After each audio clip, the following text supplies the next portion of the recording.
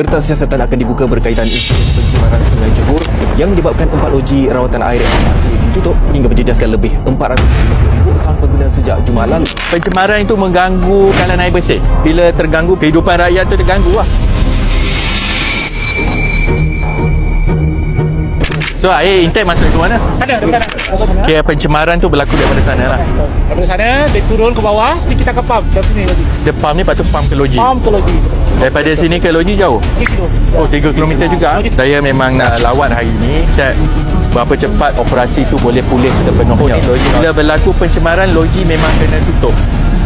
Kalau tak tutup, kalan air tu lagi membahaya. Loji kita boleh rosak. Bila rosak, bukan sahaja isu kos, memulihkan bekalan tu lagi lama. Langkah mitigasi paling segera, we have to stop operasi loji.